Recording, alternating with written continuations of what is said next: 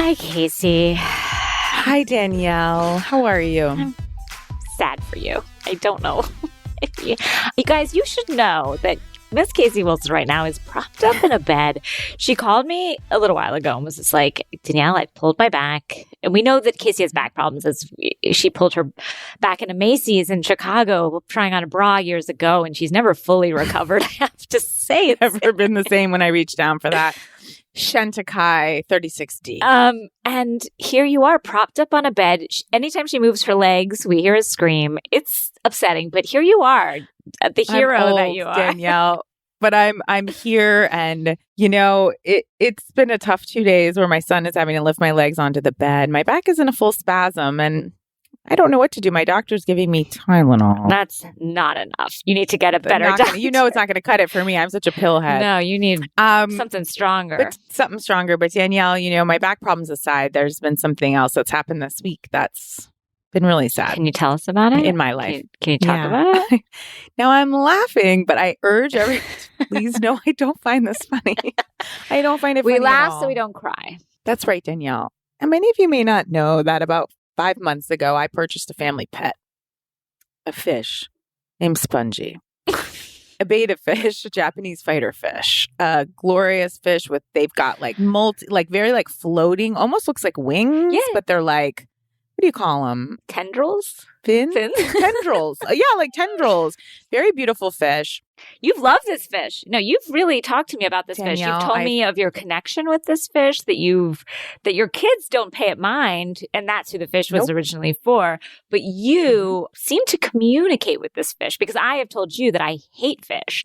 And so you've said, no, this goes beyond that. Danielle, this fish and ice connection, I want everyone to know, I adopted a dog that was 9, and I really loved the dog, my dog Duffy, and believe me, I took great care of it. I love Duffy, but we were peers, rattling around in the house together. He was more of honestly, when I looked into his eyes, I was like, this is my gay uncle living with me. He was like an elder man with his own he was very independent. We were kind of living side by side. Yeah. Loved Duffy, but Spongy. I will lie on my side when I could walk, and we would stare into each other's eyes. He comes right to the edge of the tank when I would come in for food, which I later read. It's not that he recognizes me and feels me, but they know when food's coming. But I don't care. I've been on Reddit threads, Danielle, with fellow betta fish lovers, and we all say the same thing. What's going on here with this connection? To these fish. And what would you talk to it out loud? Did you think you had a psychic connection? Oh, I go, hey, Spongy, hey, boo-boos, hey, oh, yeah. And I go in, and every night's the same. I'm like, oh, I got to feed Spongy. And my kids had this weird joke where they're like, not again. And I'm like, yes, again. We have a fish that no one pays any mind. My Sunday morning ritual, coffee, changing Spongy's tank. I had pH sticks for the water. I bought him all these little accoutrements that I washed in special water. I took time to make sure the temperature was completely right so that I wasn't, just willy-nilly throwing him into new water. You talk of Spongy more than I've heard anyone talk. Most people, I don't even know they have fish. Nobody doesn't know you have Spongy. Except our audience, but that's unusual. Yeah. It's some things are so deeply felt you can't share them on a podcast. No, it's you had a new boyfriend. That's what, how it's yes. And I'm starting to tell people because I know what's budding is so real. Yeah. And you also drop his name into ways that I didn't think he could become a part of the conversation. You know what I mean? Where you're are you just trying to talk about Spongy? I was I don't think this related to Spongy. Oh yeah, I can work Spongy into anything. And yet this week I had to work him into the toilet and flush him down.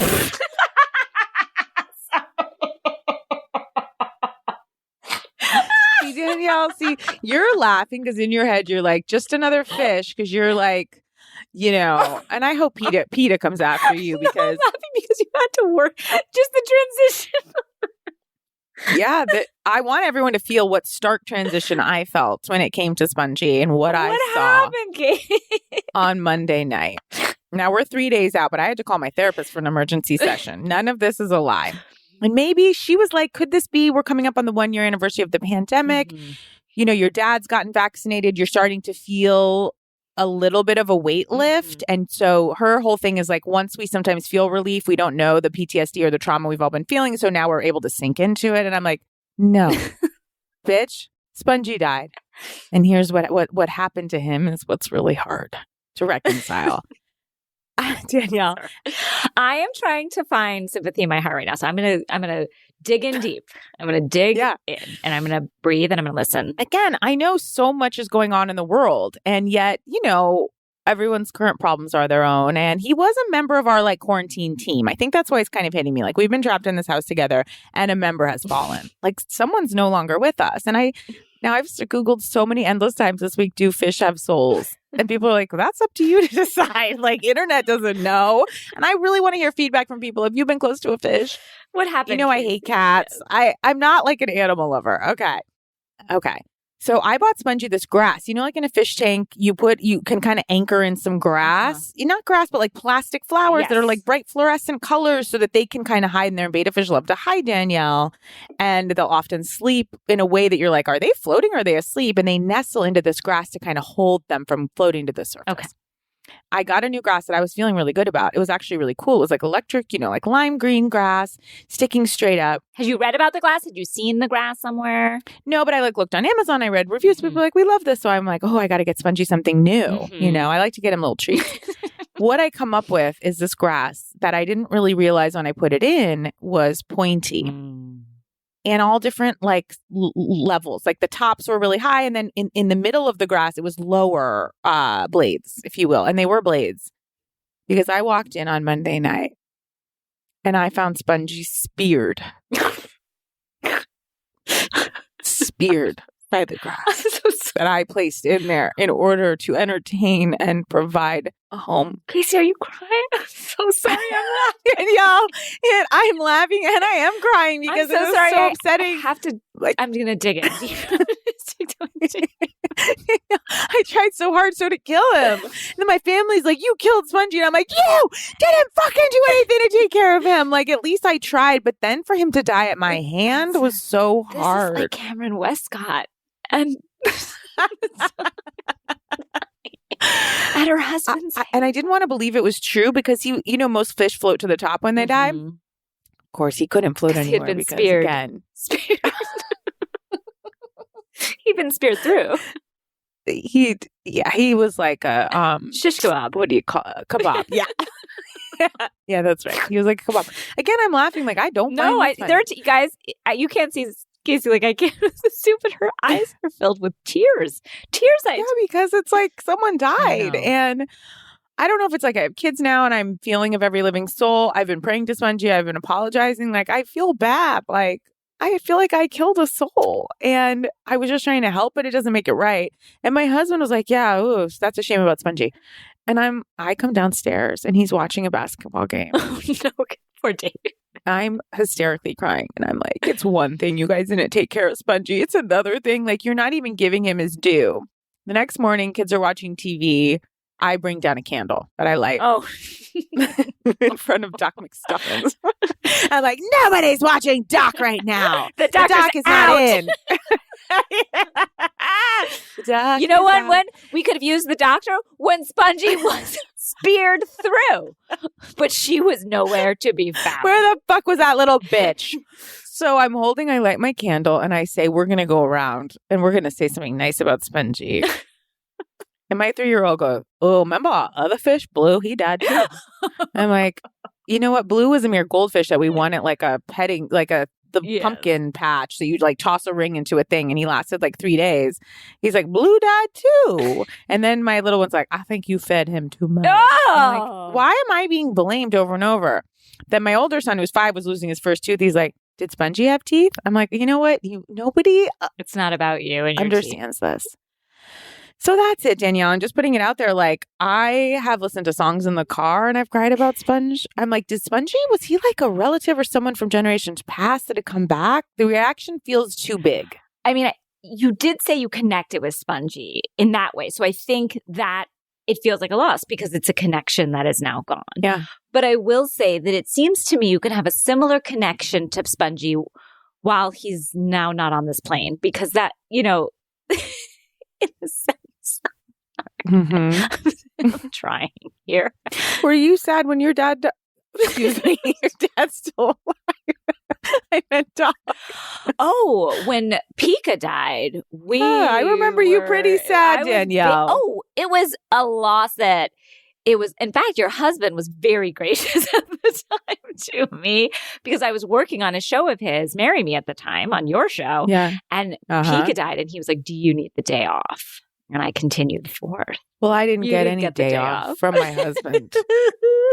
I'm glad he can show compassion to others. It's like, why do we automatically assume dogs are on a higher plane than a fish? I guess, well. Am I a vegetarian? No. But I never eat fish because it smells like vaginas. And but that's the only reason. I don't want to bite into that fleshy feel. But you'll eat the fuck out of a steak and a chicken, no prob. Look, I'm reconciling as June Rayfield says, we can hold many truths. I'm sorry, Casey. It is a loss. I really would like to hear from anyone listening out there that has felt a connection to a betta fish. Where do you come down on birds? I have no compassion. My makeup woman on the show I'm on, she was like, I know how you feel. I lost a snake once. I was like, bleh. Gross. A good thing. She's like, I used to have to defrost mice and throw it in the cage. I was like, this woman is This is not disgusting. Okay. Someone told me they lost a snake. I'd be like, good. One less snake in the world. That's how I feel about snakes. Yeah.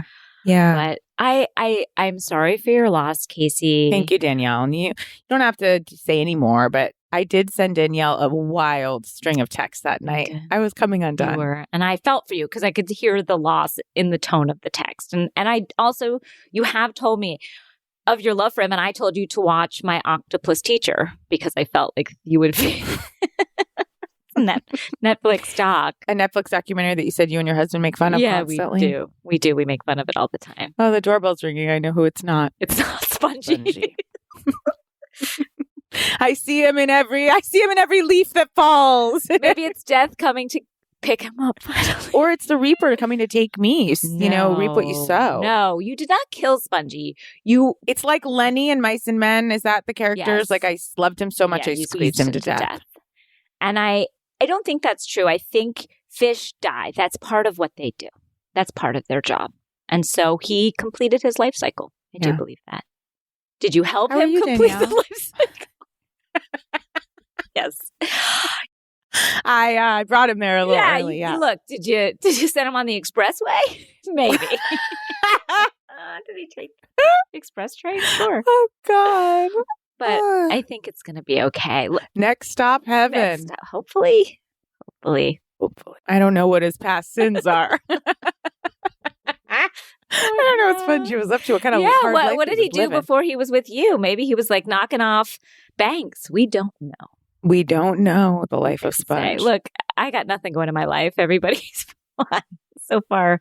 Everybody's still alive in your world? Still okay. So I think we'll just say a prayer for Spongy. R.I.P. Thank you. R.I.P. And thanks to my friend Laura Kindred, who actually did light a candle of her own volition for Spongy because she's an animal nut and she felt it. And she's also felt connection to a betta fish. Look, Danielle, if you don't have anything else to share, I'll just quickly tell you one other thing that happened this week. Yes, please. I have nothing. That I texted you and you were upset by as well. Just as you all know, to varying degrees, some of you may know or may not know, I, pre-pandemic and pandemic, have taken to going to the bathroom in my car in a mason jar.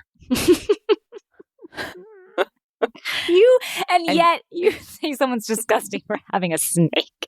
How dare you? There's nowhere to go to the bathroom. Sometimes I'll use not a yoga mat, but like the towel you put over it and just toss it right back into the back seat. Hygiene's never been my strongest suit, as you know. But also, like, where during COVID in the epicenter am I walking into a bathroom? No, it's not you happening. Can't just run into like a Bagel Bob's and use their bathroom. You're not going to do that. No, all I hear these days is I need to drink more water and this and that. And then what? What would you have me do? Well, yesterday there was no mason jar in the car. Now, I don't know who took it out because one time I opened up our cabinet and I saw it in there. Filled with sugar or something? No, someone could drink out of it. Here, take a cup. No. And I realized my husband must have brought it in, put it in the dishwasher. And I just kind of quietly took it back. So I'm like, someone's going to drink out of this. The similar thing happened. I'm frantic. I dropped my son off at preschool. I'm like, I'm going to blow. They will not let me in the preschool, which I understand. What am I doing? Am I squatting on the ground? I don't have a mason jar. I have nothing. I'd actually kind of cleaned out my car. And when I tell you I had a copy of my book, and that's it in that car. And I wasn't going to deface those beautiful words. No. You worked too hard on them. So I turn in the back seat and under my son's, where his feet dangle, I see one of those plastic flimsy red firefighter hats. Like he got it like a party a year ago, you know? You know the ones. Every kid's got them. Yes, we have them sacredly tucked away in a costume box. Of course. And it's concave. It's a bowl. Yeah, it's a bowl of sorts. It's a hat. Of sorts. It's a hat. Let's just be honest. It's not a bowl. It's not a jar. No. It's a hat. It's not a toilet. No, it's certainly not. Well, but then it's like everybody wants to repurpose things in this life. So I take down my pants, scooch up, and now also I put my coat over my lap and I'm like waving to parents. I'm also texting. Well, yeah. And I'm like, God, am I going to get in trouble like lowering my pants in front of the school? That's a concern too, but there's nothing else on my mind besides I have to pee right now. I slide under the fire hat. I pee. It was very hard to get it out from under because it's so flimsy. It's so flimsy. And also sometimes it's a bowl, but it can narrow. You know what I mean? Like it with the wrong amount of pressure from, say, a hand or a bottom, it can, or a gallon of urine. It can buckle. And so was that a concern?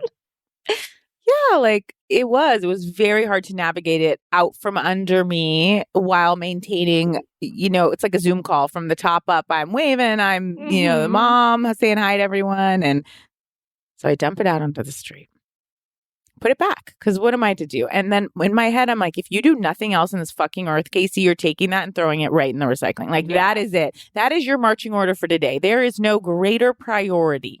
Well, I forget. This weekend, I'm sitting on my couch having my coffee and I heard like a rustle and I see one of my sons wearing it. Back from the dead, like the pet cemetery of hats, just in a terrifying form. Like again, David brings it in, cleaning out the car. David needs to stop cleaning out your car. Yeah, and never, ever imagining their mother had urinated in it. David, if he heard that, as you know, he's never listened to the podcast once, he would jump off a bridge. He's so clean and like OCD. And yet it was on your to see it. The littlest, on a child's soft head. Well, I can only imagine if time had passed. I hope it had dried. I don't know what happened, Danielle. Well, that's almost worse because, urine, I heard through the urine message boards. Through the urine vine. Urine Reddit. That at first it actually comes out and it's like, it's antiseptic or something. Like that's why it's like you can pee on like a sting or bee sting or something like that. But then, 2 seconds later, the minute it hits air, it's basically like disgusting bacteria. Like it's just filth. When you put it like that. So just FYI. So it's been a tough week for you is what there's been a lot of loss. A lot of loss of dignity. And a lot of wrong moves. Yeah, dignity and a fish. Those are our two great losses this week that you suffered. Yeah, they really are. I hope everyone's not just like, you're disgusting as a person. Oh, well, I've peed in my car too this pandemic. Had to. Absolutely. And I feel more friends are feeling more free. Oh, I've had to. You can't just run in a place. It doesn't work like that anymore. The rules have changed. The rules have changed. So everybody needs to keep a urine hat in their car. This really doesn't cost money. Whatever you can find, just grab. Although I do find a mason jar to be the right width. I have been using female anatomy. My daughter got this plastic Starbucks cup that she put hot chocolate in. Okay. It's sort of plasticky, and people are supposed to use it to refill their coffee so that they don't waste coffee cups for the environment, and that has been my cup of choice. Oh my God. Okay. I'm just laughing because I remember 2 years ago when I told you this, disgusted. You were it shut down your emotional system. No, I'm right along with you. I'm on the journey. But are you bringing it in, washing it off? Or are you just kind of keeping it in the side door? I bring it in, put it in the dishwasher, bring it back. Seems like you're on top of it. Comings and goings. But I will say, and this is what makes me a garbage human, is that once it's in the dishwasher, Are you washing it out first, giving it a little water before you I give it a little water and then I put it in the dishwasher. Okay. No, I'm not a monster. Okay, I love that I'm judging. I'm like, ew, Danielle. I know, it's like, you just basically took a shit in a hat and I'm the bad guy here. Okay, only number one. Go on. I have never done more number two. Ever, please. Well, okay, and then what happened? Oh, but I'm saying it wouldn't kill me if it was filled with coffee again. Ew. You have no right to judge. That's disgusting, You Danielle. cannot judge me. Your kids had urine all over their heads the other day. You cannot judge me. I know. But yet I do. You do. But yet I do.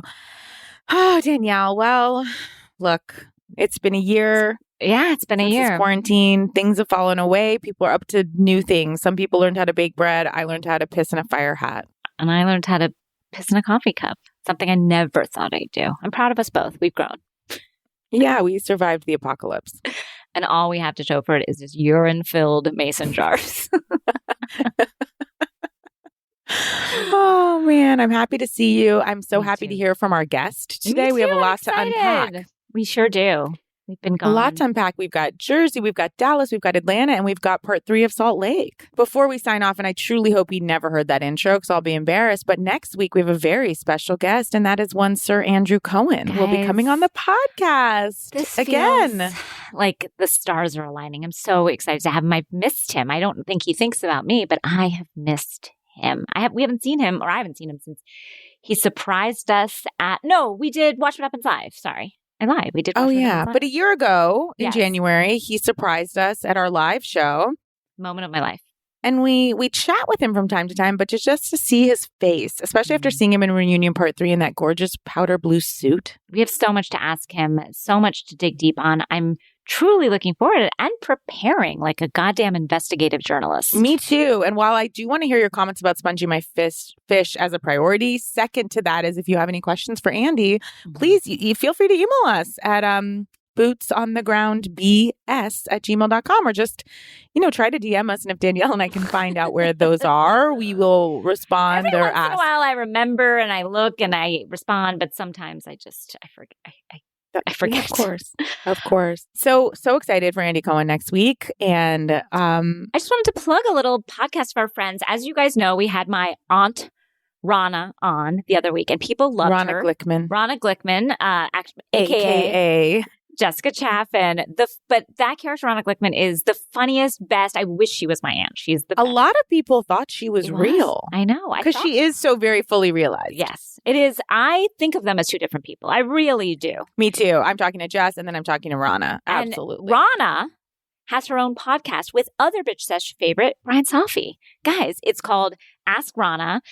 You can get it on Patreon. It is amazing and hilarious. It's the best. She's the best. If you liked her on our show, you'll love her more on her podcast. She gives a lot of wonderful life advice. And sitting alongside her, riding shotgun as her co-host, is Brian Safi, the greatest of all time.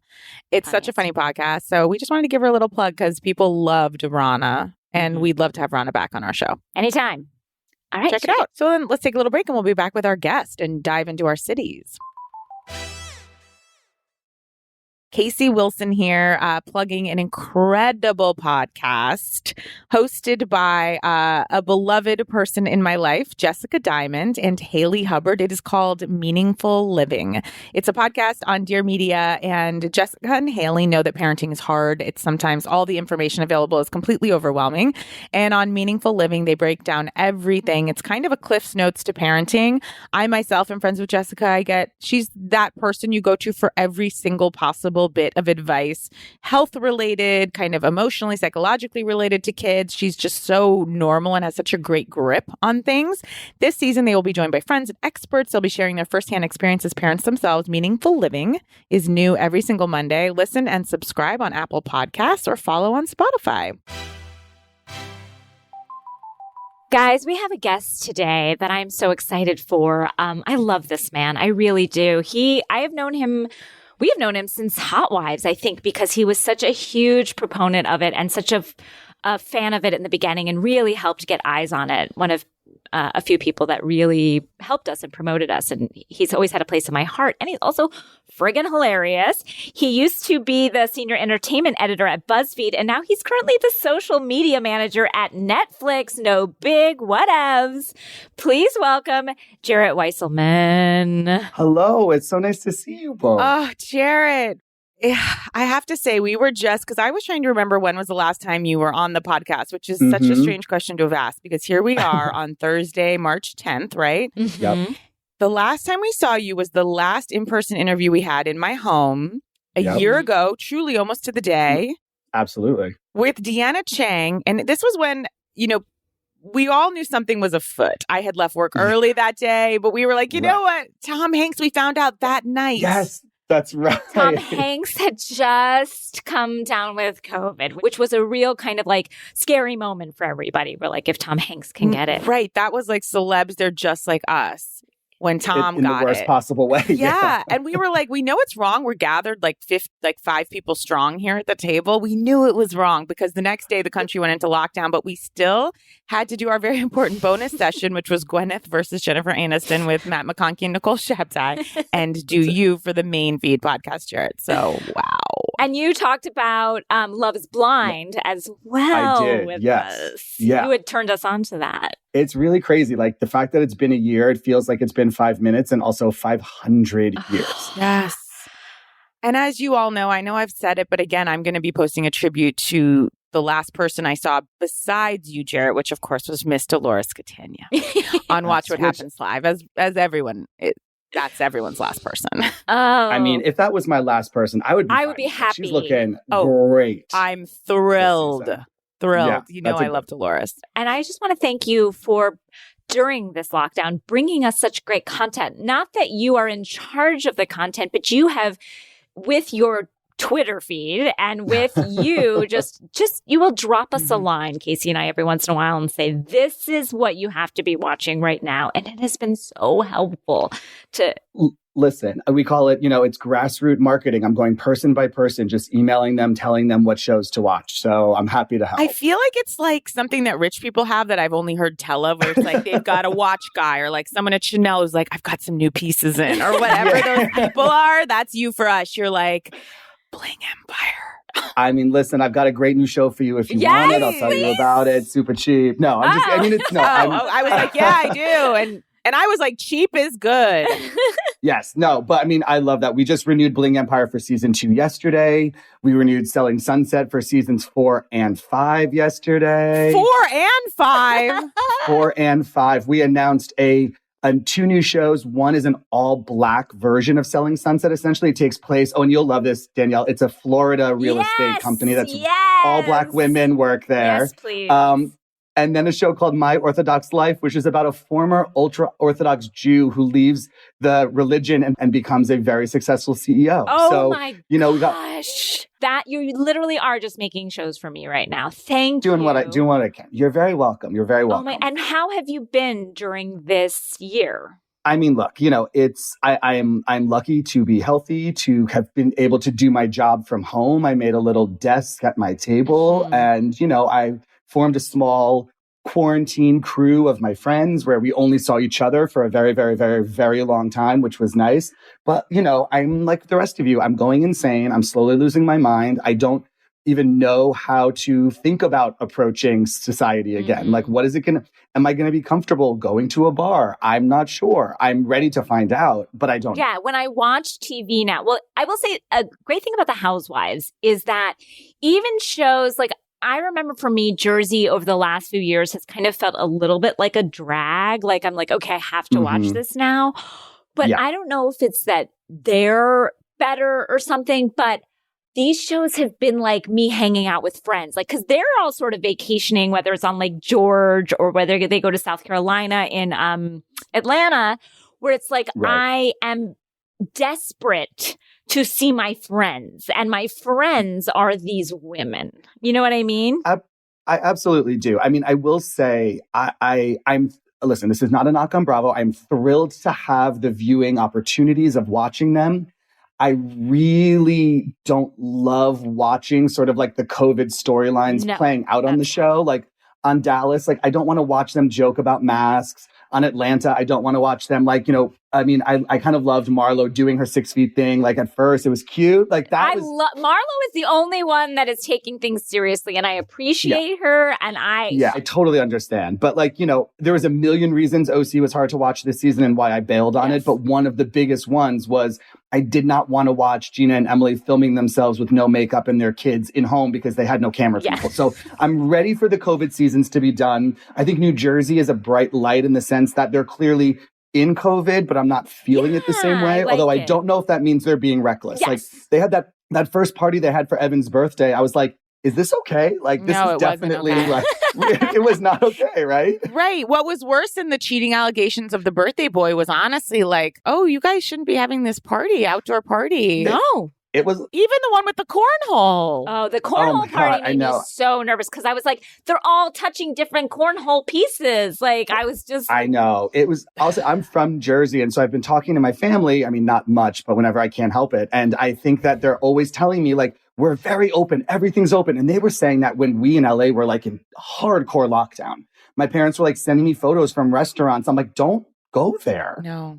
I will say this, like, as much as our housewives, like, I think there is an element we want of wish fulfillment, although we end up seeing it's like the saddest wish you could ever want. But I will say you're right. Like, I don't want to see Gina with no makeup. Like, Gina with makeup is already something I'm having to swallow. And so Exactly. I don't want that. But I will say I do like the wish fulfillment as it relates to COVID. And I just try not to think about it. Like at Atlanta, when I saw them on that pumpkin ride, I'm like, oh God, all of it is so scary. But I just try to push COVID out of my mind and have to say to myself, I'm sure they're all fine, except we do know that Deandra from Dallas was hospitalized from COVID, but I try to just pretend it's not happening. I feel the same. In New Jersey this week, I was thrilled to be at Lake George. It did the only time where I got a little nervous, well, a few times at the cornhole party, and then also at when the chefs came in and no one was wearing masks. That gave me like all of a sudden I had like kind of just an anxiety overload where I was like, like what's happening here? But then I calmed down. Then I got okay. Like I just have to like reset myself constantly. Yeah. Marge needs a very wide mask. And I know I've said it every single week, but why is her lips, her beautiful face looks like the Joker, her smile? She got caps or new teeth right between seasons, happened. and we're really suffering through sort of like the adjustment period of those. Oh, are those the caps that are stretching her mouth out so wide? I think so. Because, that whenever someone, it happens to celebrities or happens to the best. Weirdly, a lot on but also a lot on reality television. I'm a huge fan of MTV's The Challenge, which is the former Real World Road Rules Challenge, which, yes, is still on. I've still watched. We're on season 39 and I'm still watching it. But I know, it's insane. Wow, to do 39 seasons of a show. But maybe Housewives has been on that long. I don't know. Okay. I know. But it's like, it's like my soap opera. It's like my Days of Your Lives because they carry on the story from season to season. But one of the things that happens is after someone comes on the challenge and maybe wins a little money, the next season they come back, they always have new teeth. And so I'm very used to the shock of like, oh, that's a whole new mouth of teeth, and then slowly over time, you are used adjusting to new teeth. it. You've always said that. Wow. Yeah, Marge, I love, but I cannot get around this wide mouth. It's a lot. But I feel like she's looking good overall. Like, I feel like it's not. Does that mouth settle? So I'm so sorry to ask. Eventually, yeah. Oh, we are going to head somewhere. I think so. I mean, it's not going to be like that. I think listen, I'm not a doctor, but my medical opinion You're a TV is doctor? That is correct, yes. You're like McSteamy. Somehow, that's the best one you could have picked. Although, but basically, like, somehow the teeth kind of like, this sounds so gross, get reabsorbed into the body, or your Jarett, I know, or your lips like find their way over the teeth. Your lips find their way. I like to think of it as your lips find their way. In time, I promise you, it will be better. In time. Wow. Speaking of New Jersey, I'm going to say something. I'm over this Jackie and her husband. Is Evan so hurt? Guys, like, it's awful, and I understand that it sows a doubt, and that's not fun. But I also think, like, I don't feel that, but like, just get the fuck over it. Of course I wouldn't like that someone insinuating that my husband had an affair and sowing that doubt. That would suck. But I also feel like Jackie. Well, Danielle, I've got to tell you something. We've gathered you here today. Look, guys, look, I know I'm not enough for my husband's me too. sexual appetite. Yeah, for your husband's sexual appetite. I mean, there's no swings in the world. The three of us would not be enough, guys. I will say, I'm with you in the sense that I don't want to watch it. I kind of just, like, I would be where Jackie is. I couldn't get over it. I think Teresa was such an asshole for doing what she so clearly intentionally did. And I'm fully on Team Jackie was making an analogy. It was so dumb of her to make that analogy. She had the moral high ground, and then she put herself in this terrible position. And I will say, I never believed the rumor for a second until this week's episode when Evan ordered a Stella Artois at his party. I was like, first of all, no human being says Stella Artois when they order a drink at a bar. There's something. They say Estella. Correct. Even the waitress came back and said, "Oh, Estella."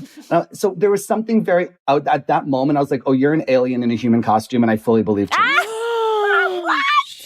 See, okay, now this is why I do understand where Jackie's coming from. I would be this upset because once you put something out there, you can't take it back. And now here we have you, a fucking TV journalist, someone who puts out content and we listen to, saying you now believe it. Based on him ordering a beer. These are why these rumors are so damaging. He's in finance. But they're acting like he's running for president or something. Not that would affect him either. No, but Danielle, Jackie's whole life and worldview, this is someone who struggled with eating disorders, is all about control and maintaining an image. So for her, this is the most devastating thing she said that could happen. And I still blame Bravo very heavily for not getting us a camera in that house. And because they didn't, now we're like seeing aftermath of something we couldn't even empathize with because we didn't see the pitch and the level of it. So it does seem excessive, but I would feel so devastated if I thought someone said that. So I am still Team Jackie. For sure. But how many times can we celebrate Evan? Just like how many times can we celebrate fucking Carrie in Dallas? Celebrate Happy fucking birthday. Move on. I just don't think they have anything else to do. They're like, we have to, like, Jackie has nothing else to focus on. The world is closed. There's no other parties they can have. But I'm with you, Casey. I'm over And guys, there was no camera at that house because there was nothing to see. There was just silent tension. That's exactly right. There is silent tension. No. I do not believe there was crying, screaming, fighting. Not from him. He walked away into his office and did not close the door and texted his girlfriend. He was like, I'm off to the gym, babe. And then I'm getting a Stella. I mean, Stella Artois, it's very specific. Yeah. I will say, the best line last night for me was Teresa, the dumbest person ever to exist, saying Jackie was talking about the topic. She goes, you know what? Jackie's beating it with a dead horse. I know. I'm like, that's not even, like, she's so... I would love to just try to unpack what she thinks that expression means. Because in her mind, she learned it phonetically. She has no idea what it fucking means. She also said at 2 different points, I'm just more madder now. And then she said, I would have drowned her. That's how my 3-year-old talks. Like, he calls the garage the bagarage. And I feel like that's what Teresa does. And I have a question, guys, truly. Do we need, here, I am so 50-50 on this. I will take either of your opinions. Do we need Teresa anymore? Or do we need her now more than ever? No, we don't need her. Ooh, I say that I am done with Teresa if it's a redemption storyline, which we've had for the last 4 years. I'm very here for Bravo deciding that Teresa is a villain again, right? Because those are two very different Bravo Teresas. That's decided that, or is it Teresa's behavior that's led us to that Teresa thinks she's a redemption storyline, but she's not because she does not. Right. She's a bad person and she doesn't know how to redeem herself. And so I do think that Teresa only thinks about Teresa. Her loyalty is only to Teresa. She hates her sister-in-law. Sure. She's in love with her brother. With her brother. So tense. Even when they said hi in the kitchen, she was like, I'm making coffee. She's like, hey. I'm on edge all the time. So on edge. Had any conversation. Do you remember it was last week, all the girls were having that lunch and it was so cute and they were all talking about their parenting styles and talking about sex with their daughters and all of that. And Melissa talked about Gia. And I was just I was like, oh God, here it comes. Like Teresa's going to stab her. And then Teresa laughed. And I was like, this must be what it feels like to be in some kind of abusive relationship and that's where why, you're just constantly waiting. Yes. And when Jen, who I really like, I can't believe I'm saying. Yeah. I feel her as a breath of fresh air. I love such Jen. a 180. Love her such husband. A 180 They're on just her. easy breezy fun. I love her kids. I love her. Yep. I love the family. Brother, love the brother. The father who moved in because he can't stand the mother who moved out. Let's spend more time on that story. Like I want to know about into all of it. And it kind of made me laugh the way Jen pulled her aside. She really didn't want to. She was like, I got some news. I got to tell you something. But when basically this realtor who I really want to delve more into, that gorgeous. Oh, yeah. You mean the number one realtor in New Jersey? She is the best realtor in New Jersey. She's going to sell gorgeous, this house. Icy, scary mess of a realtor who I do think actually could give Teresa a run for her money in a way. I think something's coming. But when Melissa says, hey, someone's accusing Joe of stealing tens of thousands of dollars, and in fact, it's your realtor's husband, Teresa's like, yeah, she's a great realtor.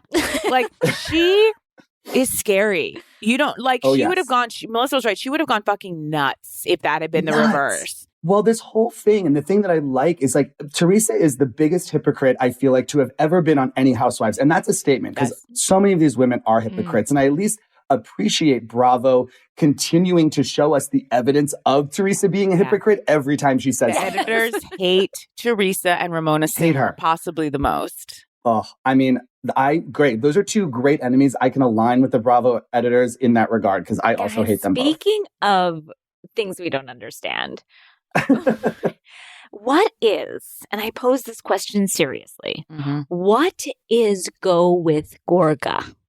I think it's grow with Gorga. Is it I think glow? it's grow. I think Is it grow Glow or up with go? Gorga. grow with is it grow or go? Either way, it makes no sense. And how What is is Grow with Gorga generating tens? There can't even be tens of thousands of dollars to be had. There's no way. It is a pyramid scheme on top of like a multi-level marketing. But what are they like, marketing? scheme. What are they scheming? What is the product? My guess, and I've chosen not to really do any research because frankly I don't care. I can't. But like what I've decided is it's a speaking engagement style thing, motivational something about how they've become so successful. But the truth of the matter is the answer to that question is get on reality television, which I don't think is an option for these poor people in New Jersey paying clearly tens of thousands of dollars to go to this convention. I think this event is much like, Monique in Potomac. It's like there's maybe 100 people there. What did they pay? $20, $30? We're in a rec room. Yeah. We're in a community center. I think the joke of all of this is not was he paid? It's like, there's not that much money was generated. Right. Like this is really like an ego thing for sure. And I'm This also is on like Team Gorga, and that whoever's there is there for Gorga. And so Absolutely. whatever this person did, they Right. set up the room at the Courtyard Marriott. Like, what did they do that like they don't deserve money? I'm sorry. You're there to grow with Gorga, and that's all you're there right. for. And also, I'm trying to also imagine sort of like what the event description was. It's New Jersey's #1 realtor interviews star of Real Housewives of New Jersey. Like, why was she there? How was she involved? Why was she get Jackie for that. Like, that's at least putting some part of her actual skill set to use. Exactly. And when Teresa, one more thing, when she found out about the allegations against Grow with Gorga, she says, which is again the most hypocritical thing given everything, the way she would fucking flip out when people questioned her husband. She goes, sometimes guys do shit we don't know about. Yes, they And do. Jackie had said that exact same thing because she was like, I mean, Joe was just saying, it's fine, Tree. It's fine, Tree. And I'd be like, and then I end up in jail. So that was like her. But then the season before, 2 seasons ago, when Jackie said, if you could control your husband, would you be in the situation you were right now? She's like, don't you dare talk about my husband. And it's like, you just said it yourself. Like, right. Well, she should have learned then that analogies were not Teresa's friend. She doesn't even know what analogy means, but like that was the first of many mistakes Jackie has made in dealing with this monster person. Now, I have a question, much just like the question you asked, Danielle, like, just tell me what is Grow with Gorga. Yeah. I've written down on my pad 3 words. Who is Lexi? I have written on mine too. Who is that? Lexi? She's an assistant. Who's Lexi? She's like getting them sandwiches and coffee. She's an assistant, so she's being paid by Marge. Is she being paid by the show, or is Marge just like, I'll bring Lexi. She'll take care of us. No one on the show needs Lexi. No, I don't even think this is like a friend of situation, like that crazy redhead in Dallas who I still don't know what her name is. Right. Okay. Yeah, this isn't friend of, you're saying. Okay. Yeah, like I'm saying, this is Marge's assistant. She basically said, hey, come on this trip with us. You will definitely take care of all the food and get everything set up and be the assistant for all of these women. But like you can be on TV and you can like hang out with us. And the moment it really like felt the strangest to me was when Teresa got upset at that dinner last week and fled to her room and was like, huffing on her bed about still talking about Jackie. And all the women came up and Lexi was standing at the door. I was like, you're not part of this. Like, this is not for the help in this particular moment. With your peaches and balsamic, Lexi. Yeah. That sound looked That terrific, was like, though. And Lexi's expression, she's always laughing a little too hard. The way, like, I've seen my assistants in the past have to laugh when I say something funny, and it's really sad for me when that happens. Like, it's a low point for me, and I felt like Lexi's like being paid, but not by the show. Like, she's serving a different master, and that is Marge. Yes. And I also think Marge is probably not, I'm just saying this, probably not paying her a lot. She's getting paid in screen time, and you can go and hopefully get some time on here and get you in front of the Bravo But audience. Danielle, she's got a book deal now, Marge. Well, Marge has a book deal, but Lexi doesn't, and Lexi's never going to. Well, Lexi might write the forward, and that could be a springboard to God knows And what. believe you me, Lexi Jackie's is writing that forward. Oh, yeah. Or the realtor. Lexi is there, tip-tap typing away and doing it all. And who knows if Spell-checking. Lexi was there as another ghostwriter for another Oh, gal. so many. Well, here's my other question about Lexi. What's the accent happening there? Like, what's the voice she's using? Because that I can't We don't know. really get heads or tails of whatever You that don't know is at what all. exit on Jersey she's from? Jarett as a Jerseyite? I'm not even I'm not even sure that she is American citizen. Like she No, I think she's Australian or New Zealander. I thought she was Yeah, like, Jersey. No, I think that's. But this is my point. This is what I'm saying. I thought it was a total Jersey accent. Are you kidding me? Oh, no. There's something in there that's like What? Kiwi or Dutch or Yes, Swedish. This is a There's shock to me. there's something. She's always like, anyone want breakfast? I thought it was that sort of Jersey, sort of laziness. Okay, of listen. As someone from Florida, you don't get to talk about Jersey accents. Oh, I get to talk about anything I goddamn want. I'm telling you, as someone from New Jersey, I could not place any part of that, and I'm so confused. So confused. I was like, maybe she's from Florida. I don't know. Oh, Anything else for New Jersey? I'm on board. I'm pissed about last week really quick. I feel like they don't have anything this season, so they're forcing us. Right. And I hate when they play with us like this, where they're like, this is serious. We think Melissa's cheating on Joe and it's a fucking prank. Don't make me tune in for a prank. Now, I get paid to tune in, so I'm okay with that. But for the rest of you, I don't like that for you. Well, I agree with you 100%. When I was watching with my best friend, and when that happened, I was like, really? But in the trailer for the season, it's clear to me that stuff does go down with Joe and Teresa. Like there's that he's like screaming at her about Melissa. And I'm worried. I feel like for me, there's never been anything darker in the history of Bravo than that like 2 seasons when Melissa and Joe were on and they were fighting with Joe and Teresa. Yeah. And, like, remember he like charged at her at that weird chalet in upstate New York. all of his hair dye got all over his face. Yes. And I like live in fear of the show going back to that darkness because it almost made me abandon New Jersey, the franchise. Well, the state. That's when I moved to California too. But you know, I'm so worried that this clearly fraught, barely hanging on by a thread relationship between these 2 women is going to explode at any moment. And then you add in Joe Giudice is now saying shit about Joe Gorga all over the news. They do not have the parents anymore to bring us together for sausage and peppers and pasta fagool. And so now what do we have? I think that relationship will split for good. But you do have that one thing of Teresa might feel like this is my only living family member. I have to do right by him. But she may also feel like she's a selfish piece of shit. She's never going to feel that. I know.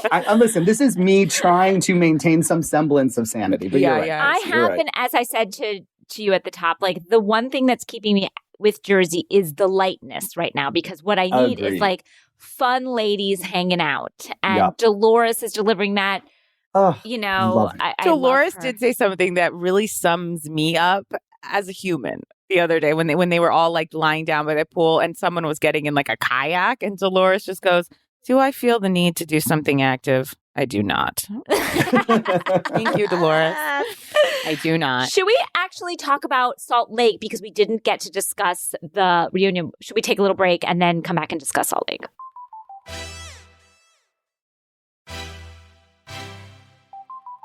We're back with Salt Lake. Just a little, because we weren't here for the third part of the reunion. So anyone just want to like touch on what we found? Well, Danielle, someone sent us from a Twitter account. I believe it's called Reality Von Tease.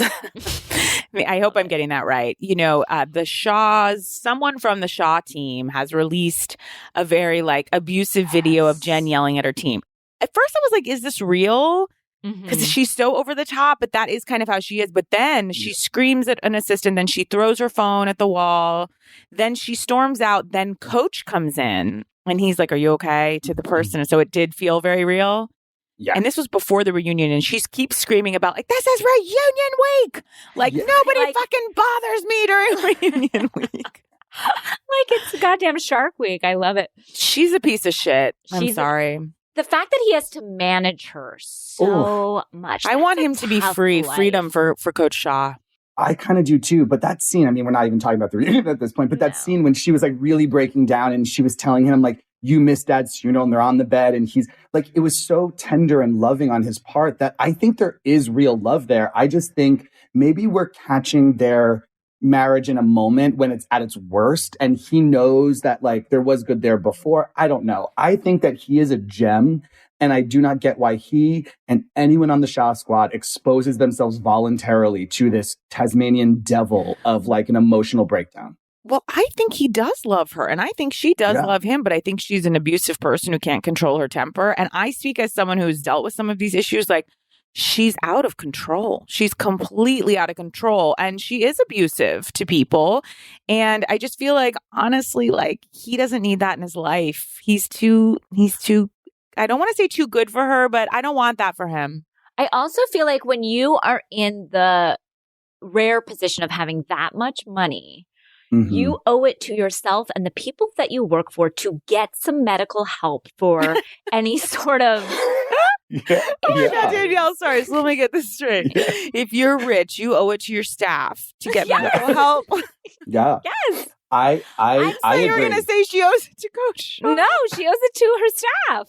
The Shah Squad. The Shah Squad deserves. As a person who has worked in that field of like in the service industry for so long, that I just feel like you owe it to your staff to be a better person. I'm not saying you have to be perfect. I'm saying you have to like get medical intervention, like get talk therapy, I was an assistant for 2 years for a woman who was abusive, and I do take her down pretty hard in my book. I change her name barely. They're like, I think we should change this further. I'm like, we're good.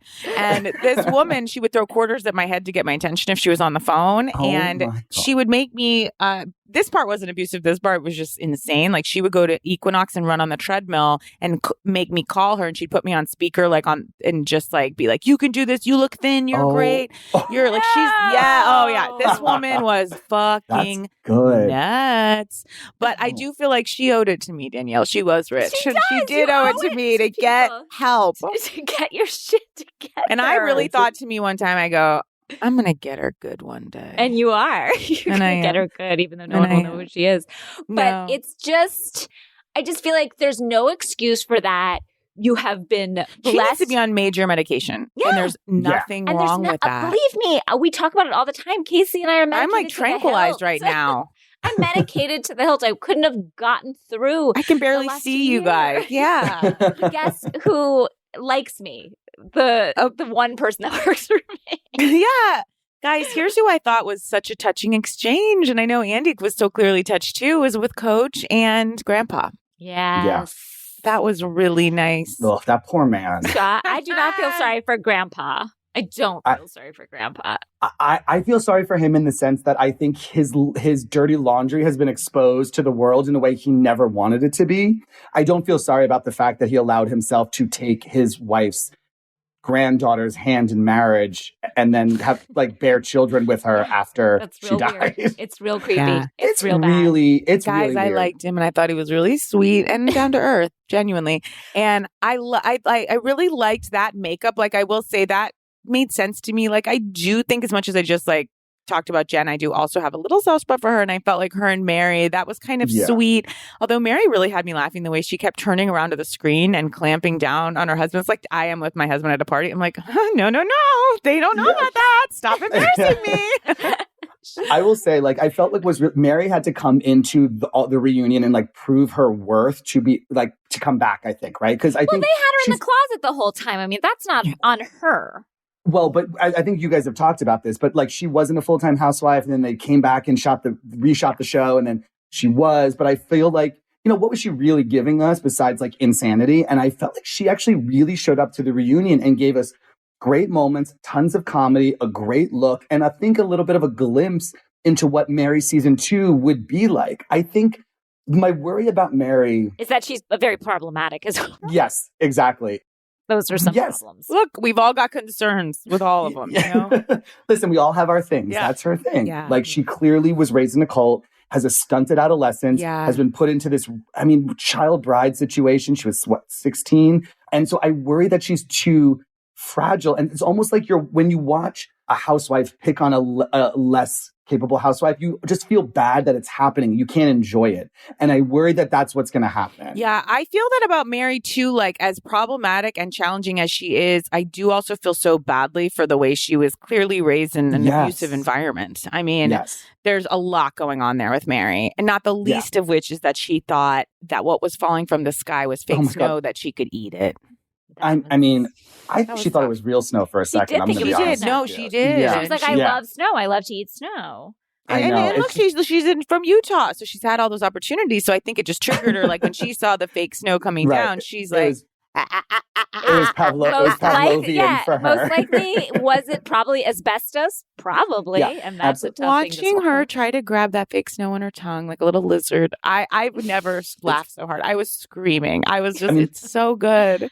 Falling asleep in the middle of a reunion. Did she fall asleep or was she just sort of having like a schism? No, I think she rested those eyes. She pulled a real Ramona, rested those eyes. It's a long day. Yeah, she's like, this conversation isn't about me. There are hot lights. Right. But she kind of picked herself up pretty quick, I felt. She would have moments of lucidity that we're like, oh, you're there. You're This is why I feel badly for her, though, a little. It's like moments of lucidity mixed with just like blank stare, deer in headlights, nothing behind them kind of thing. Yes. And I know. Let's talk about our favorite housewife who we love, but do we think that she's gone off the rails in terms of like people are saying that she is, full of her own stuff now because like Rihanna, Oh, you're talking about Heather? Our favorite housewife. I assumed we were all on the same page. Yeah. I was so all on Heather's side until that footage of Heather and Lisa fighting during the commercial break when she would not stop going at her. And I was like, ooh, this is not a great look on you. I will say, I think Heather was, this is so rude. I think Heather was brought to that point by Lisa over like weeks and weeks. And so I get it. Like that was Heather getting it all out. But it wasn't a great look. That said, Lisa is a lunatic. And I will always take Heather's side over Lisa's side. I will always be team Heather, Whitney, tornado, swirling weather, whatever that stupid thing she said was, I'll always be there. So I will say, we've all been like, oh, there's something so much deeper. Heather's being triggered about like her childhood past and being left out and all this going on with her and Lisa. But what I saw in Reunion Part 3, and I said, I think Heather's too big for her britches in parts 1 and 2. In 3, and I thought it was insane when she was like, you don't validate my divorce, but you validate Meredith's. Like, that was insane. It's like Lisa and Meredith are good friends. What I'm seeing at the real root of the issue is the church. Lisa loves the church. Heather has felt shunned by it. It is not that it's so like Lisa is standing in for the church. Here's Heather feeling left out. It's not just like that's what's being triggered there. Because that to me, and then finally Lisa said there's a lot going on here with the church. I disagree. And so I think sort of that's the issue because like to Heather, it's like Lisa's standing in for this thing that has oppressed me. And she's being left out of the church and she's now putting all that on Lisa. So I understood that more clearly. It felt a little less insane. It felt like I knew where it was coming from a little more. And I will also say that I had no idea, like as a person who's not religious at all, I underestimated the pull the church has on these people and how big it looms in their life, even when they've left it. Yes, when Whitney's husband was crying, I was crying. He's a sweetheart. I thought that relationship was the creepiest thing in the world. Episode 1, season 1. By the finale, I was like, he's kind of hot. Like I have such a weird, like 180 on him. Like I love their marriage. I think it's really sweet. The way she's like, when she's like, he left the church for me. I have to make sure I every day make him feel good about that decision. Like there was something very touching about their relationship and how much they love each other and how much they've given up for each other, but also how much they make good on that with each other. And to see how painful that was to him. Oh, yeah. Just touched me. I'm going to say something, and it might be controversial, but I will say this, that any religion, any operation, any person that makes you feel this bad about yourself is not good. It is damaging. It is toxic. Any form of extreme religion that marginalizes and leaves people out, and I, of course, include Mary's church in this, is wrong. And I couldn't be more spiritual, but there's just something like for an organization to write him a letter and say like, you're out and passing judgment on him, the pain that it caused him, that's so sad. And for a church not to rally around someone like Heather, who was going through something horrible, like her marriage broke apart, for them not to hold her up. That's supposed to be like your emotional bedrock and your spiritual center and community. And that can fuck with you so bad. Like, clearly Heather is in its grips, you know? I think Heather is not quite as detached from the church emotionally as she wants to be and as she thinks she is even, which is sad. And Whitney's dad. Wow, oh my God, the dad. I'm so upset about that, by the way. So upset. How did that happen? Like, it was so because good. it happens in every, like, if you've watched any episodes of, whatchamacallit, whatever. Like Intervention? Yes.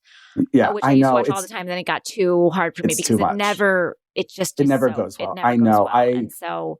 And so I didn't want this to happen, but I know. I you knew. you felt it coming. Well, I did want to hand out an Emmy. Like, I wish I could have been in the wings and just like walked it out to Andy when he did the most seamless subject change I've ever seen him do. Wildly inappropriate subject change that worked. He landed the plane when Whitney's hysterically crying about her father, and we don't know where he is. And Andy says, "Oh, I can say it." He goes, "Well, we're all," and he said it completely genuinely. "We're all rooting for your father." We've been getting a lot of comments about his hair. But the way he was able to hold those truths at once and nothing was disingenuous. It was just a quick, we just tilted in a new direction. Beautiful. He had some great, A real Sully Sullenberger. Just beautiful. Yeah, he landed it. Landed the plane on the ice, the Miracle in the Hudson, beautifully. The birds flew up from the water. It was beautiful. Beautiful. Because those are both things that we feel. We hope he's okay. And we had questions about his hair. Yeah. And that doesn't change. No. Those questions remain. That's right. But I love him, and I am wishing him so the best in my heart. Like, that really made me, I was in tears. It was sad. It was sad. Oh, guys, try to fucking tell me you think Evan is hotter than Seth, and I will walk out of the Zoom. I've thrown my back out. As you know, I'm in bed, so I can't walk out, but I'll shut the computer.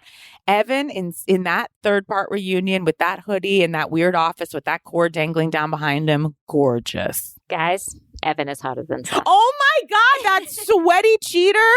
Just kidding. Cheater! Are you on this now, too? No, I don't think just because he's he cheating. ordered a Stella Artois? He's too whipped by Jackie to cheat. That's what should have been said here.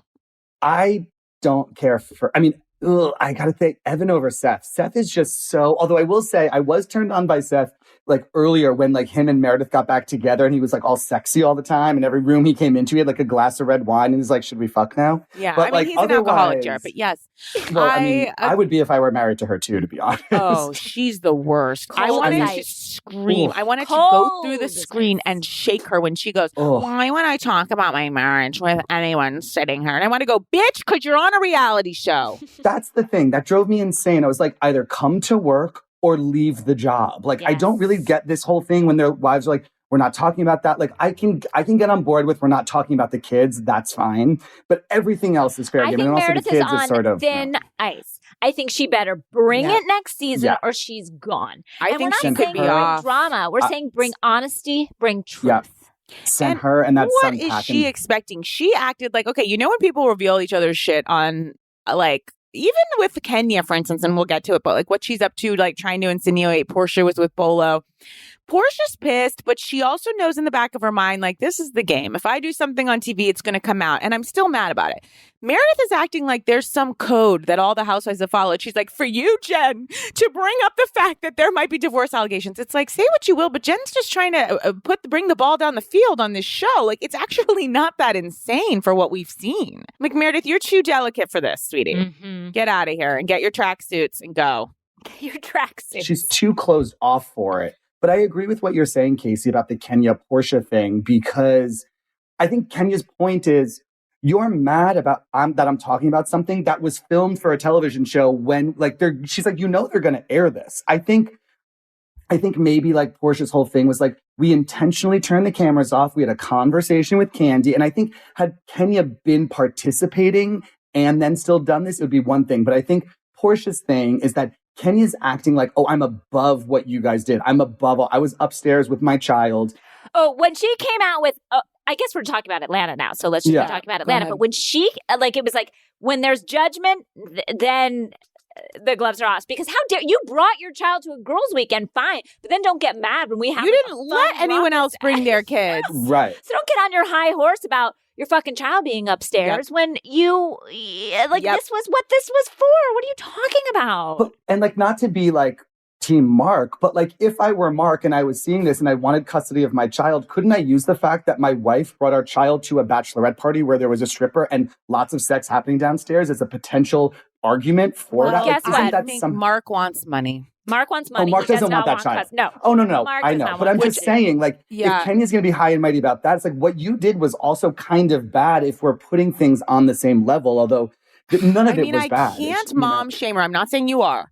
I'm just saying what I don't like about Kenya is like nobody actually would have had a problem that she had the baby there and that these women were having their fun. Everyone thinks Kenya's a good mom, but Kenya does exactly what you're saying. She twists everything so that she's on her high horse no matter what. Right. And guys, I've been on Team Kenya for years. I'm done. Wow. It's hard right now. I'll say, I'm done.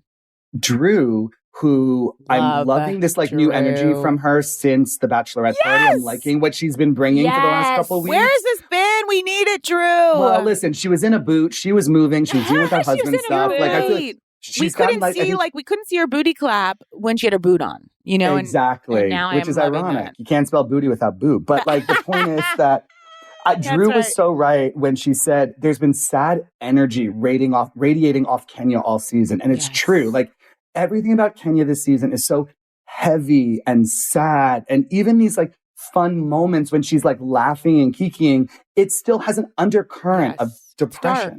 Also, a little bit still delusional. Completely. Like, because, like, even when she's talking to her father and he's like, yeah, we've made it. He and his wife were celebrating their anniversary, like 30 some odd years. And she's like, well, we've made 3. And he's like, what? Yeah. No.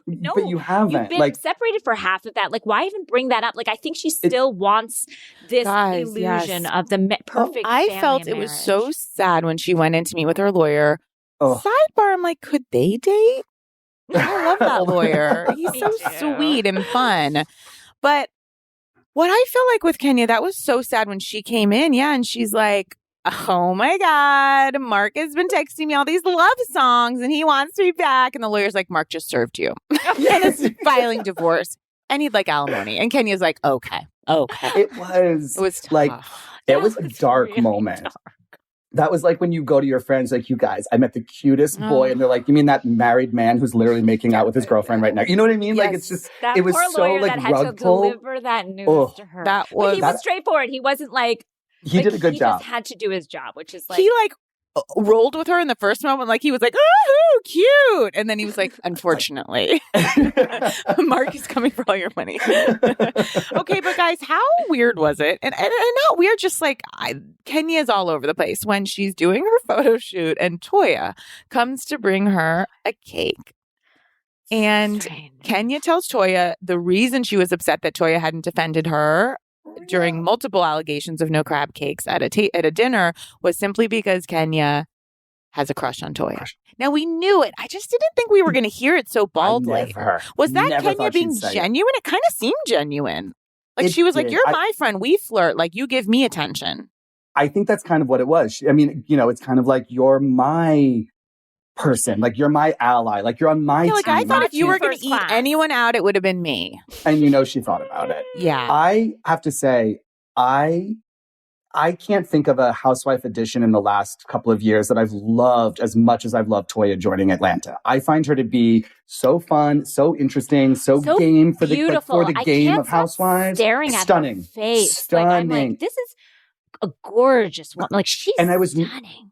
And I was nervous that she was going to tie herself too closely to Kenya. So during the batch, when she turned on Kenya and she was like, oh, now I'm seeing what all these girls are talking about. I'm loving Toya, like totally reading the room and continuing to sort of evolve her opinions and not just be blindly loyal. She, to me, is someone who deserves to get a peach next season. Totally. Drew and Toya, the way that they're enough, they don't like each other, but they joke about it really makes me laugh. And even though they're joking, they still don't like each other. Like I was dying. Yeah. Drew just says to Toya as they're getting off a hayride, Drew says to Toya, I've never seen you sober. Toya says, and I've never seen you have a cute wig. And then they're just like, But it's definitely, I love when Portia's like always defending Drew's wigs. She's like, it was laid right last week and it's laid right now. Drew's always like, thank you. I have to say, I have a bold statement to make. Okay. I don't know, or it may not be bold. I think it's time for the aunties to leave Real Housewives of Atlanta. I don't think we have any. I don't think we have any need for Cynthia anymore. I'm sorry. Listen, I love Cynthia. She's probably still to this day one of the most beautiful women I've ever seen. She gives us nothing. I mean, I'm not interested in this stupid wedding that shouldn't be happening in the middle of a pandemic. I don't care. I'm ready to let Cynthia go. And you're right, Jarett. I didn't see it until I saw the new blood, your Drews and your Toyas. Right? Like the energy. Think about what the show would be like if it's Portia, it's Drew, it's Toya. I want Marlo still. I want my Marlo. But Marlo is fun as fuck. I mean, Marlo is a good time all the time. Marlo in that Gucci cape cut up to here with no shorts on and those high boots. I'm so attracted to Marlo and her body. I was like, wow. I loved it. I love Marlo. I mean, she makes something out of nothing. Nothing. That Marlo's like pumpkin run or whatever. That was the first party they've ever let Marlo throw, except for her, of course, her beauty line or whatever that Kenya came in with. More hair care. Kenya more hair care forever. That was so fun. And then Portia getting lost, going an hour the other direction, showing up at the And then you've got like them just Drew and Marlo and staying just be like, we don't want her to arrive to no one. So they just stayed for 30 minutes of a conversation. The dark Georgia night. And it's like, I love that they laid in the GPS sounds. Thank you. And she got out so ready for that hayride. And yet it was pitch black. Amazing. Portia has like never looked better. When she came out in that like liquid leather, like bustier and skirt, stunning. I was like, I mean, she's unbelievable. I love Portia. I mean, I know you guys say this all the time, but one of like the funniest women I've ever seen on television. So smart. I'm loving everything she's going through right now with her social justice and really coming into her own. I'm very curious about the scene from next week's episode with Dennis. Where her and Dennis are having that conversation. And she's like, if it wasn't for PJ, you would be over me and I would be over you. And there's no reason for us to keep putting each other through this. And I love that because I agree. She's the best. I love the discussion that went on about prenups. There were such wild things happening. Okay, where they're like, Cynthia needs to get a prenup. Cynthia's like, I'm getting a postnup. And then when Marlo's like, Cynthia needs to channel some Mama Joyce energy. And we flash to Mama Joyce, who, you know, I think has jumped the shark. But it did make me laugh when she said, Candy, you need a prenup. I don't want you to be able to choke on a chicken bone and then Todd can come and move me out of my house. I mean, and then Kenya... Someone was like, and Candy's like, and now look at Kenya. She didn't get a prenup. Look at how she's suffering, you know, with everything going on with Mark. And then Kenya, this is where I really have turned on Kenya, manages to still remain smug, telling other women to get a prenup, having not gotten one herself. She goes, I keep telling people, get a prenup. No, I didn't do it, but others need to. Kenya! I know. Oh, I can't believe why these women do not get prenups. Like, it is. But could you get one, Danielle? Do you think you ever would get one in today's world? I mean, I don't have candy money, but Matt and I have been together so long that what's his is mine and mine is his. And like, we have both built each other up from the ground. Okay, but let's say you're marrying someone today, got a ton of money. Would you get one? Yes, for sure. For definite, sure. I would for the protection of my child. Like, I would just be like, and I don't know what's going to happen. I would definitely get one. Definitely. Because I'd be like, what's your problem? Right. Like, that's always the thing. It's like, well, why don't, like, the argument's always like, well, why don't you want to get one? How do you defend not, like, if someone asks you? Right, because they're like, because I'm hoping for the best here. I'm hoping for the best too, but I'm also realistic. Planning for the worst. I mean, I'm always planning for the worst. Like, I have, you know, like, hurricane shutters, and there's no hurricanes in California. Like I'm always planning for the worst. I'm always like, it'll work out. And I'm just like, listen, just leave nothing behind, and it doesn't matter what happens. I'm at Shopaholics Anonymous. No, I am looking for escape routes. As I always tell Casey, I'm always looking for, like, if God forbid there's another goddamn Holocaust, who will hide me? Like, where will I run? Where will I go? Like, I am planning for the worst. It is in my body. So I have no problem with the prenup, even though I know Danielle does ask many friends if they would hide her. It's awkward. Well, I mean, it's good. I mean, you just want to know. You want to know. You got to have like a home base in every Jessica part St. of Clair town. said she'd hide you, but she lives in Santa Monica. How are you going to get there if you're like in the cloak of night? No, I feel like Morgan Walsh is my only. You could come here, but you know I've got Jewish kids. So I'll be playing both sides of the line. Oh my God. This is a super dark fucked up conversation, but it is something I can't help it. When Of you've course, known about no, the it's baked Holocaust, into the- it's baked yeah. into my DNA. That Yes. I have Well, always and we've lived also with. been thinking about it a lot over the last 4 years, Yes. right? As we approach like white nationalism becoming a recognized religion. Absolutely. It's actually not a crazy conversation, unfortunately, in the way this world is headed and what's being continually exposed that was right under the surface. Should we take a break and then head to Dallas? And then head on down to Texas. We're back. Guys, Dallas. Brandy Redmond can leave the show, and I never care about her fucking again. And Guys, she is leaving because she's got to take care of Braylon, her new daughter. my God. First of all, it's too many children for her. She's like, okay. She needs to focus on her. She did. I mean, We don't need more horribly named children like Braylon. No. I recognize that we're watching a show about Dallas. And so there's going to be a lot of differences between the way I view the world and they view the world. And there always has And in been. many ways, that's why we're watching these shows. For sure. To see where all these fucking monstrous women are coming from. Absolutely. However, this season, it's a bridge too far for me. I think what sucks is I think Tiffany Moon is a bright light. I love her. I think she's a great housewife. I think she's got her own shit, but like she's working through it. I think to have Tiffany be like forced into this never ending conversation about race where her job is essentially to placate this racist and make her feel better about herself is both a disservice to Tiffany, to Asian Americans, and to the viewers. Because the truth is, I want to know why Brandy got to stay on the show and Leanne didn't, when essentially they did the same thing. Is it because Brandy is contrite and Leanne was not? I don't know. But I think Brandy... Was it because Leanne's behavior happened on the show and Brandy's didn't? That's a great question. I don't know. You know, it's I mean, interesting. Andy has said in certain instances, like, he likes to see things be worked out on camera as opposed to just like shunning people to the far corners. It seemed that we did see that at the beginning, which is Brandy talking to Tiffany and Tiffany being so gracious to have this conversation when she didn't have to. But then when Brandy forces her again to take it on when it is not her, it's not her burden. It's not Tiffany's burden. And it's so dim. And so that's why it was like, this is something you're struggling with, your guilt, your transformation. But don't put it on Tiffany. And that's even what the other women said. I was even Stephanie was like, it's not how you wanted it to come out, girl. And I appreciated that. But the other thing too, it's like, well, maybe do that in the moment so Tiffany doesn't feel so alone, right? If you all think this, then be like, hey, Brandy, like, I know what you're trying to say, but it's coming like in the moment. So Tiffany's not sitting there and it's like, you're funny as hell. You're a good dancer. You're a good mom. What do you think about me? And Brandy's like, I don't really know how to be around you without saying racist things. And it's like, well, that's about you. That is nothing to...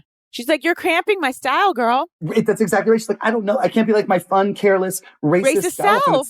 And it's like, well, that's bad too. Like, that's the whole point of this. And like, clearly you've got more work to do. And even if that's what's in your mind, don't put it on Tiffany. That's not Tiffany's problem to solve. That's your stuff in therapy, in the world, again, you owe it to the community, to your staff, to everybody to get. To her staff mainly. Well, I think Brandy is just such a dim, selfish kind of unevolved human. Yeah. And why did it take 27 people to tell her that after she apparently had done so much learning and delving into this issue? Like, I mean, she wrote herself a letter. That was very sweet. And I felt, and that's the thing too about the show. It's like, when I see her getting upset about it, I know she cares, but she doesn't have the tools to understand how what her care isn't enough. Yes, I had very little patience this second time around. Yeah, find the tools. Oh, for sure. Find the tools. That's what I'm saying. It's like, you clearly care, but it's my worry. I will say, like, this is more of a broad statement, but like, I watch what's happening to Tiffany this season, and I worry about what this means for other franchises when you introduce a non-white cast member into an all-white cast. Like, is there going to be this continued burden of oppression that has to be faced? You know, I think about Crystal joining Real Housewives of Beverly Hills. We saw Garcelle last season not really mesh in a way that she, to some degree, chalks up to different life experiences and different backgrounds and not understanding sort of the Black experience. And then I think about Ebony joining Real Housewives of New York. I mean, Sonia and Ramona around Ebony, like, I'm terrified about like what that's going to be like. And there's even some rumor that Heather Thompson stopped filming after getting into a fight with Ebony. So it's like, I don't really know how these shows sort of do what they should do and have done a long time ago without this continuing to happen. Certainly not speaking for him, but I think on some level, nothing to do with who's been fired and who hasn't, but I think like those conversations do need to be had. So, and they are happening a bit, but some of them are just so disappointing. Yeah. Like with beyond. Brandi, that just felt really disappointing. And Brandi is leaving the show, and I think that's best. You know, she announced she's out, and she said she really wants to spend more time with God. Right. Is that maybe one of her 5 children, not God? Yeah. Yeah, and I think, you know, I'm sure busy. Brandi's God is telling her she's all good. God's busy, though, guys. God's got a pandemic to deal with. He doesn't got time for Brandi. A lot going on. Yeah, a lot going on. He's not spending a lot of time in Dallas. He's not Tech Avail right now. He is not Tech Avail. I was crying when Tiffany was like packing up her stuff. It felt so bad for her. And I really have a love for Tiffany. Obviously, with what she's facing with the woman, but also just that, you know, the girl who feels left out, who feels like her parents wanted her to be something, like all of those themes I completely identify and empathize with. Do I want slightly less emphasis on Tiffany and her work? Like, yes, I feel like the show is sort of like we've plunged into Tiffany's like work world and like a meeting with her boss. Like, I could use a little more Cam on the side. Also a very dim person who said something really pretty shocking. That made me laugh. You know, everybody's going through things. Tiffany's feeling alienated and kind of on her own. And Cameron's also going through things. Someone said, "Are you moving?" And she said, "Oh, girl, I don't know. Do I move? Do I not move? Do I buy more furniture? Do I not?" That is the drama that I'm dealing with every day. I loved when Dee was talking to Deandra about the whole thing. And she was like, well, and Deandra even said to her just that. She's like, Mom, we've all got a lot going on. She's like, no, none of you have things going on. Tiffany works. The rest of you guys sit at home buying Barbie clothes. Barbie clothes. I was like, Mama D best. hates Deandra. Okay. She posted something on Instagram this week. She does this all the time where she's just always talking about how you much always clock this, Danielle. I clock it every time. She posts something. It's always like something sweet about her dog or something like, I'm out for dinner with family. Deandra ate too much. And so it's always like that. So this week she posts like the dog, her new dog with like Sweetie Pie or whatever it gets in the pantry and she's like, Sweetie Pie's looking for food, just like Deandra. Like never. She cannot leave her poor fucking daughter alone. She cannot help herself. She hates her so much. No, when Dee was sitting there on the couch in that red outfit and those little curls, didn't she look like a young Dolly Parton to you almost? Like a Jolene era. Like she looks so, I don't know. I don't think this is Hard Night, Good Morning. No.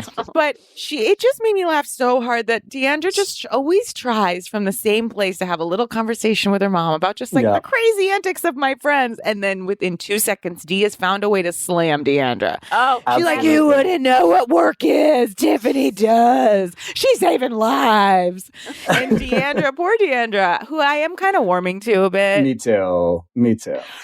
She said something this season when she was talking to Tiffany. She goes, I was never going to achieve as much as you. Like, it's just like to Tiffany, it was like just a sweet, like self-recognizing moment of like, I was never going to be you, you know, like, so. And it does seem we're headed for something a bit darker in the what's coming up between Dee and Deandra, where we see Deandra have about 37 drinks and screaming. And then we see Dee like walking around a corner looking so ominous and scary. I'm scared. Honestly, I'm here for that. I feel like, you know, it's interesting. Like there are, like I was saying before about Teresa and Joe, there are like familial relationships I'm invested in them not fracturing. I don't care if Deandra and her mother continue to fracture because I'm not invested in it the same way. I also feel like it's broken. I'm invested in their fracturing. That's what I want to see. We're on the same page. I love that Mama D's, and it did make me laugh that Deandra pointed out, she's like, my mom can't have a conversation. She's so defensive because she thinks everyone's jealous of her. She's just always like, it's jealousy. Jealousy. They're jealous of me. And Tiffany's young, but she'll get there. They're jealous. Now, can we also talk about the biggest revelation of the entire season and the entire... Here we go. Is that Deandra Shaman was Darren was her hairdresser. And that was never spoken of until this week. I was a shock. crying laughing when Stephanie was like, Darren, because she's so sweet. She's like, Darren also has done my extensions for many years, as Darren is like, saging a room with that insanely long ponytail. And I'm like, is that an extension? And they're showing all these photos of Stephanie and her extensions. It did make me laugh that every single woman tried to do their own like pun about it. We had like 27 of them. Stephanie's like, he's touched my hair, but I don't need him to touch my spirit. And Tiffany's like, he's touched my chakra, but not my lashes. Like everyone did one. Apparently he's a makeup artist too. Oh. I loved the moment when he was like he was trying to be very spiritual with Deandra and playing that song. And she goes, what does that mean? And he's like, and he had to Google it. I'm like, what are you doing? You are such a fraud. I love you. Never leave the show. Yeah, he's like, here's my chanting. I laid down my chanting on a track. And the editors, when they put that music on where he couldn't figure out what it meant. It was like that. But that is the thing that also keeps me from fully investing in Deandra, is that she's such like a snake oil salesman believer that I find it very frustrating, because she's always looking for a quick fix or thinks that, my life is a mess. Let me get a shaman. That'll help. It's like very like grown-up rich girl solutions to real problems. It's so sad. And actually, I think Darren would be better served on her extensions. Yes. In that Deandra's extensions are tough. They're tough. Maybe she doesn't want to mix, work and pleasure, business and work, but do you think that was hard for Darren? Do you think that was like hard for him to show up in his like shaman mentality and then see her hair and be like, oh God, I really want to fix that, but I can't? Deandra's extensions are just pieces of Darren's hair. I mean, if you prove they're not. Prove they're not. I'm on to Deandra. And when Darren said, "This is Jeanette, my assistant," why does he have Jeanette, an assistant there? I mean, when I saw Tiffany arrive, she had left early. The girls are so punishing of Tiffany because, she had a bad moment. She left early. She felt she was trying to be fun. I've been there where you just suddenly feel lonely. You miss your kids. You want to go home. She felt like she'd been trying to be fun. It didn't work. And then she still gets punished. Carrie's like, why won't you leave so early? Like, I fucking hate Carrie. I do. She's my least favorite housewife. But she goes over and like punishes her for leaving early after you've seen her just be left out. Why couldn't anyone just be like, yeah, we understand you left. Like, you were feeling bad. But then on the flip, Tiffany brings all these goodie bags and is giving everyone presents. And I'm like, you don't need to do that. You're giving these women power over you in a way. Yeah. It's extremely try hard in a way that sort of always makes it, you feel the inequality in the friendship, right? Like all the time. And I blame the women for that. Not Absolutely. Tiffany. It just made me feel sad that she felt like she had to bring all these gift bags, And she felt bad for leaving when people leave all the time. It's not a new thing. They should have called her. Yes, everyone was like, we were super mean to this girl. And then she left in the morning and didn't say goodbye to us. And then Carrie was like, and it was my birthday. It's like, your birthday has been for 10 years. Like, this is not your birthday. Yes, her birthday's as long as the Berkshire's trips. I mean, it was just endless celebrating this woman who has one neon green T-shirt. Honestly. And I just like, if you know someone doesn't swim, how have you thrown her into 3 bodies of water? Like, do you know what I mean? Like, it's so rude. And then you want her to apologize. You're right. 3. You put her in this really vulnerable place with Brandy. So already, and then you're like, now get into a more vulnerable place where you could die in the dark. In the dark, and you can, and she's trying. Like, Tiffany's trying so hard. It's like they want her to crack. Because I do think Dee is onto something. They are a little jealous. Like, and granted, is Tiffany slightly insufferable with the amount of time she talks about her degrees and her achievements? Yes. But that's like where she grew up. Like, that's her. She doesn't know how to interact with other people. Totally. And also, who cares that she's talking about their 7 bathrooms? They all brag about their money and their shit. So saying you're like sanctimonious, like, we don't talk about our money. Bullshit. But I think there's a hair of jealousy because at the end of the day, and again, not saying staying home is not doing anything. At the end of the day, Tiffany does have a very important, powerful job. And she is doing something important. And I do think it tweaks some of the women a little bit. Well, because it's her money. It's not their husband's money, right? Now, that's Stephanie's whole thing in the beginning of the season with. And Stephanie's self-aware enough to say, hey, I don't love that this is where my life has ended up. See, that's why I love Stephanie. I think she's great. Now, Court, if I could, just speaking of husband's monies, when we came back from the trip and we saw Court, much like me, and I put myself in this category, it seems the pandemic, Court has indulged himself. No. the bit. Oh, yeah. And you know how I Yes. feel about Danielle. I know you love him. But I feel he's, as have we all. I felt the pandemic's indulgence on court. I This past saw that as well. Maybe it was Cam being gone. I don't know. He wasn't on the treadmill with Sweetie or whoever. All their dogs Baby are Sparkle God. and Sweetie Baby Girl.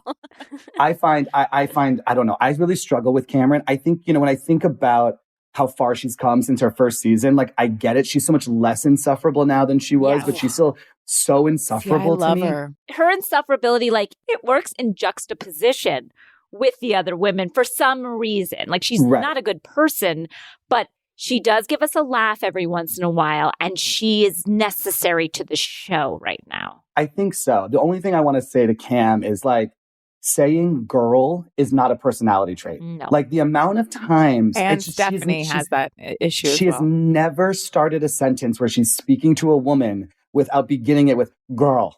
At what? If you did a drinking game where you took a shot every time Cam said girl, you would be drunk before the first commercial break. It is unbelievable. Wow.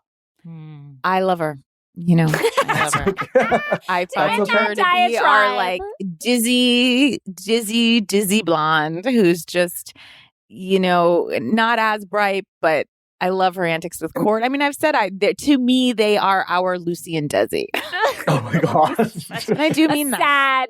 A sad state of affairs if they are our Lucy. Like, we hit rock For our bottom. housewives, we're never going to get Lucy and Desi, so this is our version, I find. Portia's obviously our Lucy, but Court and her are of Dallas's Lucy and Desi. Oh, guys. That is very interesting. Okay. Jarett Wieselman, you are Yes. a dream man. You Oh my are gosh, you're so lovely. I guess we're just gonna have like once a year, every year on this date. I will see you. Yes, let's make it, because we do need to remember this. We're never going to forget that, that day in everyone's lives when the pandemic became real. Since before it, I've been telling everyone it was a hoax. A couple weeks leading up to it, and that it would, quote, blow over, and like, And I just remember people are also- taking this serious. Our dear friend was there that night too, Deanna Chang, and she was trying to hug everybody, and we all said no. That was the first time we said, I think we shouldn't do Right, because we hadn't been in that place where it was weird yet, where like we're an elbow bumping and we weren't like waving. But we still sat shoulder to shoulder and yelled at each other about right around that table, breathing right around all that table. over giving waters out and just and talking about Cam and the gals. Nothing's changed. And I hope a year from now we're all together again in person, and hugging and loving and sharing waters and sharing What a spit time. like we did in the old days. Yes. What a time. Jarett Wieselman, thank you for being here. And Thank you so much. You're so wonderful. Where can we find you? Where can people follow you? Oh, I'm on Twitter and Instagram, as Jarett says, and that's about it because I don't have much else going on in this current Well, pandemic. please keep us posted as you keep doing, and we will tell our listeners about the latest and the greatest. Thank you for giving us these new shows that I'm excited about. And I'm going to throw out a show on Netflix that I like, which is A Murder Amongst the Mormons. And I think it kind of is a nice cross section of the things we discuss here. Yeah.